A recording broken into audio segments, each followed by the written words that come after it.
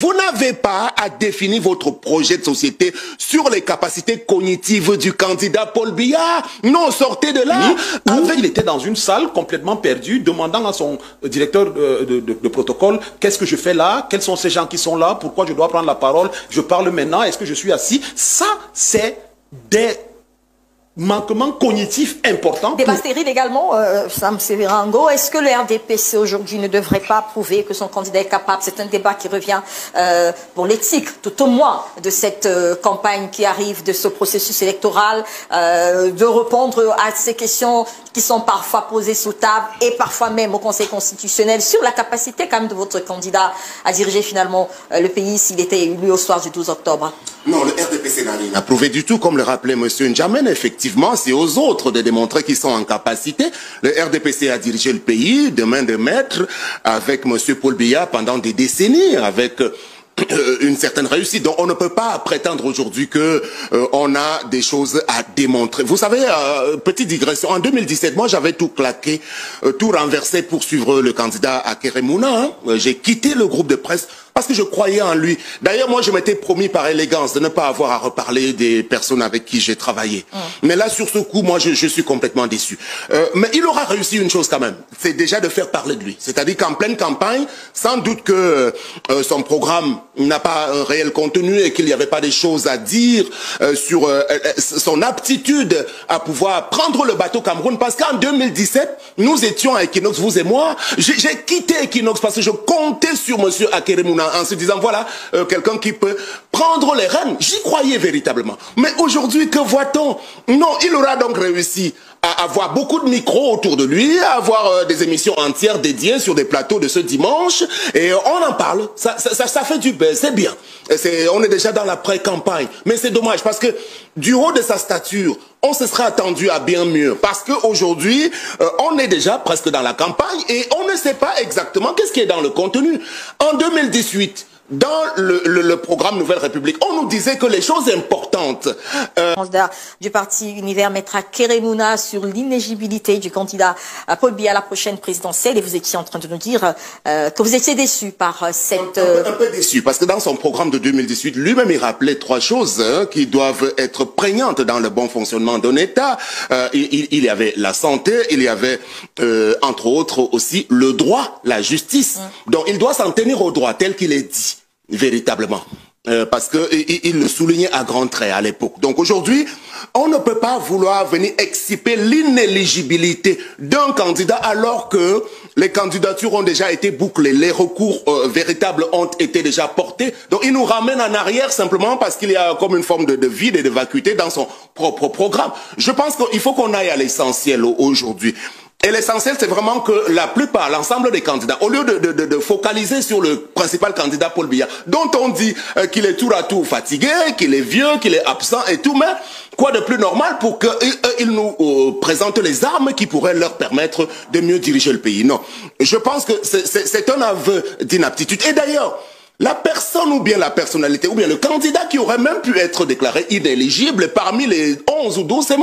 Akeremouna. Ah bon? Si on veut, à la limite, vous savez, parce qu'on a été même assez gentil avec lui, je vais vous le dire. Parce que dans l'escarcelle du parti Univers qu'il a emprunté pour se faire investir, il y a de gros problèmes. Vous savez que toute une vice-présidente qui était candidate là-bas dans Univers a été mise de côté. Il y a des soucis aujourd'hui. Je suis dérangé de parler de M. Nkoumvando avec qui je suis proche au niveau de la FECAFOOT, mais malgré tout ça ne fonctionne pas bien là-bas. Il y a des griefs et des griefs en interne, des démissions en cascade qui font qu'aujourd'hui, avec l'arrivée d'un candidat qui a été pistonné comme ça, sorti de nulle part, le parti Univers ne se porte plus bien.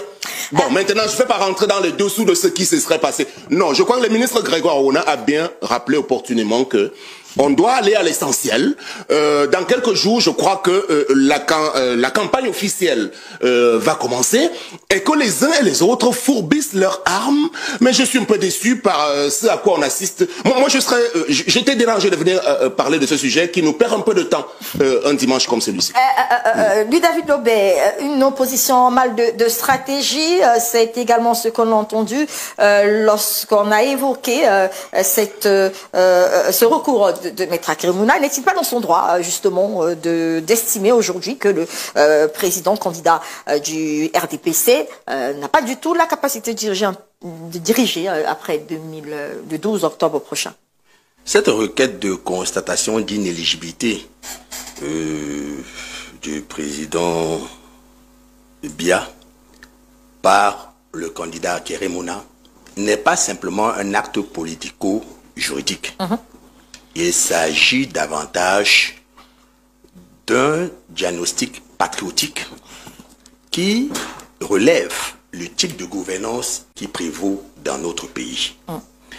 Il met en relief la notion de l'intermédiarité, c'est-à-dire qu'il y a désormais un trait d'union, un intermédiaire qui vaque aux obligations régaliennes du président de la République.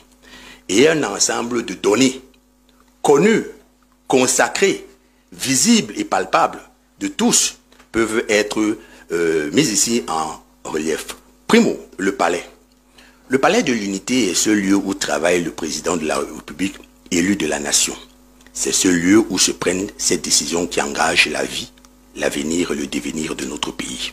Le palais ne saurait être transmis en siège d'un parti politique vers lequel convergent des hordes de Camerounais venus faire allégeance à un candidat spécifique. Nous notons également qu'un haut fonctionnaire, Monsieur le ministre d'État, secrétaire général, s'est transmis un agent politique chargé de recevoir toutes les adulations de ces masses populaires qui convergent. Il faudrait donc établir le distinguo net entre le siège politique du candidat qu'on veut adoubler et l'institution qu'est le palais de l'unité. Secondo, il y a cette patrimonialisation de l'État. Il y a au sein du gouvernement des ministres dont le bail est vingtenaire. Vous convenez avec moi que cette attitude ensemence la sclérose et l'immobilisme, toute chose qui conduit vers cette désagrégation de notre pays. Mais alors, est-ce que le dire est opportun aujourd'hui? Est-ce que justement l'opposition n'est pas attendue sur le terrain? Est-ce que le dire est également... Ce ne sont pas les faiblesses que vous pouvez utiliser au niveau de l'opposition pour finalement exercer Non, il ne s'agit d'un discours ni politicien ni électoraliste. C'est la présentation de faits tangibles qui a été clarifié par le candidat Mouna. Nous sommes juste en train de consolider cette posture. Ce sont des éléments que nous connaissons tous. Justement. Sauf la mauvaise foi des uns et des autres qui pourraient... C'est pour ça que je disais pourquoi revenir là-dessus, puisque justement c'est un peu connu. Il faut revenir dessus parce que nous sommes à une période charnière de la vie de notre nation. Nous sommes en train de converger vers l'élection de celui qui doit présider aux destinées de notre pays. Et il faudrait que tous les candidats soient connus dans leurs faits d'armes, dans leur bilan et dans ce qu'ils entreprennent faire. Il y a donc un candidat qui est désormais frappé d'inéligibilité du fait de ce que nous connaissons tous. C'est le candidat porté par le RDPC, le candidat Biya. Ah oui, Paul Mayel, vous voulez réagir? Je suis très amusé.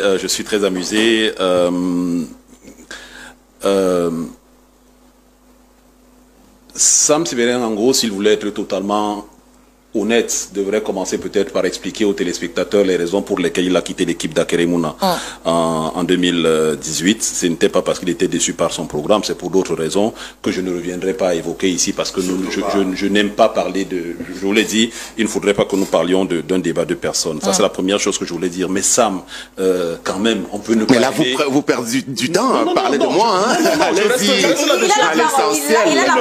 On peut ne pas aimer quelqu'un, mais dire d'Akeremouna, un monsieur qui a été bâtonnier du Conseil de l'ordre des avocats, qui a été président du Conseil économique et social de l'Union africaine, qui a été président de l'Union panafricaine des avocats, pour ne citer que ces responsabilités-là, qui a été président du conseil d'administration de Ecobank, et je pourrais, son CV est long d'une vingtaine de pages, dire de ce monsieur qu'aujourd'hui il pose des actions parce qu'il a envie d'être devant les caméras, voilà, je trouve ça un peu fort de café. Ce que je voudrais dire, Albertine, c'est qu'une fois encore, on assiste sur ce plateau à ce qui s'est passé au Conseil vendredi dernier. C'est-à-dire quoi? C'est-à-dire qu'on parle de tout, sauf de l'objet de la requête.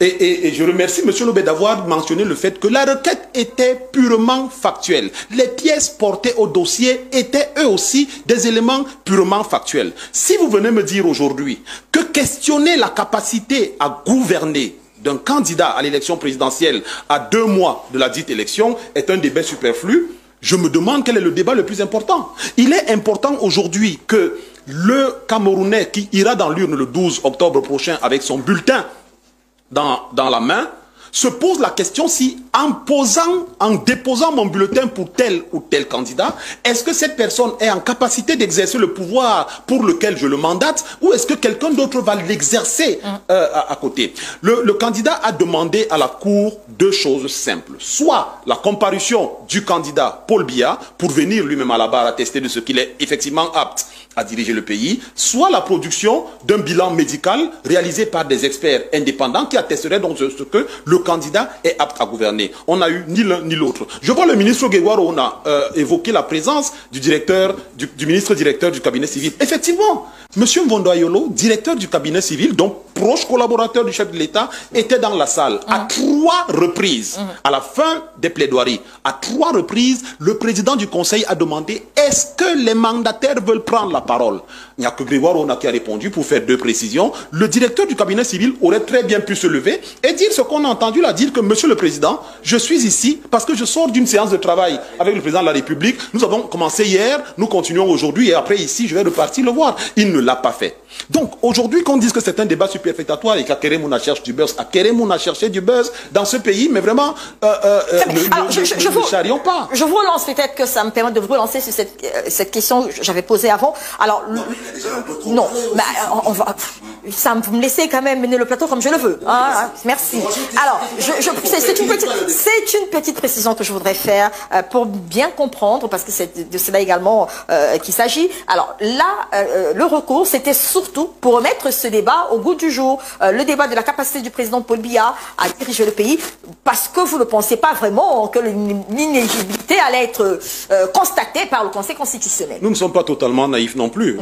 Les dernières sorties du Conseil constitutionnel ne nous laissaient pas penser que cette instance pourrait déclarer l'inéligibilité du candidat, mais une partie de notre objectif est atteinte en ce que le débat a effectivement lieu aujourd'hui, que les Camerounais, même si les éléments que nous avons évoqués sont connus de tous, des Camerounais aujourd'hui de plus en plus se posent la question de savoir est-ce que en portant le président Biya à la magistrature suprême le 12 octobre prochain, est-ce que nous ne donnerons pas le pouvoir à quelqu'un d'autre par procuration? Est-ce que le président... Parce que ce qu'il faut oublier, il faut pas oublier, s'il vous plaît, je voudrais apporter cette précision. Beaucoup de gens vont vous dire, le président est assis dans son bureau tous les jours, il travaille tous les jours. Le président de la République n'est pas un fonctionnaire qui est évalué à sa capacité à aller au bureau tous les matins et à travailler. Le président de la République a une grosse partie de sa responsabilité qui consiste à des missions de représentation. Et c'est dans le cadre de ces missions de représentation qu'on l'a vu au sommet USA-États-Unis aux États-Unis, où il était dans une salle complètement perdue, demandant à son directeur de protocole, qu'est-ce que je fais là? Quels sont ces gens qui sont là? Pourquoi je dois prendre la parole? Je parle maintenant, est-ce que je suis assis? Ça, c'est des manquement cognitif important pour un homme qui a eu des responsabilités qui impliquent, et le président de la République prend des décisions qui impactent sur nos vies actuellement, mais également sur les vues futures. Vous venez de voir combien on vient de donner au ministre des Finances de chercher un emprunt obligataire de 930 milliards de francs. Vous n'allez pas payer ça cette année, donc ça a un impact sur les générations futures. Donc il est important que les gens, quand ils vont confier des responsabilités à un homme, et là aussi, je sors par là si vous le permettez, je sors par là très rapidement pour dire que le débat sur la capacité du président à gouverner est aussi prospectif. Parce qu'aujourd'hui, tout le monde va vous dire, dès qu'on est élu, la première chose qu'on va faire, c'est qu'on va régler le code électoral. Mais nous, on est très surpris que quand vous voulez faire le concours pour entrer à l'école à l'ENIEJ, on vous demande de produire un certificat médical pour montrer que vous êtes apte et ceci. Mais il n'y a aucune disposition dans la loi électorale qui demande à un candidat à la présidentielle de fournir son bilan médical qui puisse attester qu'il est apte physiquement, mentalement, cognitivement à diriger. Et ça, c'est questionnable. Une minute sur la question, parce que je voulais poser une autre, mais allez-y. Oui, moi, j'étais dérangé. Je prévoyais qu'il y aura cette petite passe d'armes entre M. Maël et moi. Et moi, je suis dérangé. Il faut qu'il évite d'évoquer. Il ne connaît pas les raisons pour lesquelles je suis parti de l'équipe. Sinon, je serais obligé d'évoquer les raisons dans lesquelles il est arrivé dans l'équipe. J'étais le premier à constater ce long CV. C'est ce que j'ai dit, Maël. C'est-à-dire que quand j'étais à Equinox, moi-même, le long CV de Akere, je me suis dit, mais voilà le prochain chef d'État. Je suis parti. Bon, maintenant, ce n'est pas de ça dont on parle, effectivement. On dit qu'il recherchait le buzz dans le cadre de la campagne électorale de 2025 qui est vide de son côté. Donc, il a réussi à faire parler de lui et c'est le constat général de ce dimanche. Il est à la une de tous les plateaux. Et c'est bien. Vous n'allez pas dire que ça ne vous profite pas quand même. Donc, et nous disons, dans le même temps que c'est peine perdue, il doit se consacrer. Vous n'avez pas à définir votre projet de société sur les capacités cognitives du candidat Paul Biya. Non, sortez de là avec la bagatelle de connaissances sur les questions de gouvernance que vous lui reconnaissez. Mais pourquoi pas vous consacrer à cela? La vérité est qu'en 2018, M. Akere, d'ailleurs, n'était même plus candidat, il a rejoint M. Kamto, dont je ne peux même pas invoquer son classement. Et aujourd'hui, il y a d'autres candidats qui sont en avance. Je veux dire que même le candidat Kwemo, qui est sur le plateau, est beaucoup plus en avance par rapport au bâtonnier Akere Mouna, dans les sondages. Vous avez fait un donc, sondage, mais à la limite, aujourd'hui, quelle est la source? il a réussi. Quelle est la source de votre Monsieur sondage? On est d'accord, vous êtes devant le bâtonnier, non? Quelle est la source de votre sondage? Quelle est la source? Non, je suis un observateur. Ce que j'indique, c'est que la campagne du bâtonnier, du représentant du candidat de Univers est en mal. Et pour la relancer, il était question quand même d'imaginer quelque chose. J'imagine que c'est vous le conseiller spécial, parce que M. Maël, vous êtes tantôt porte-parole, tantôt conseiller spécial. Si c'est vous qui avez amené cette idée... Conseiller spécial et porte-parole. Et porte-parole, voilà, très bien. Donc l'idée émane donc de vous. Donc, je vous dis donc que votre idée était mal choisie et maladroite, si c'est ce type de conseil, parce que c'est contre-productif. De la part d'un éminent juriste international, dans la plupart des organisations, on se serait attendu à bien mieux que ça. C'est ce que les Camerounais doivent retenir. Bon, vraiment, à partir de demain lundi, proposez-nous autre chose dans le cadre de votre campagne. Laissez le candidat du RDPC avec ce qu'il a à proposer.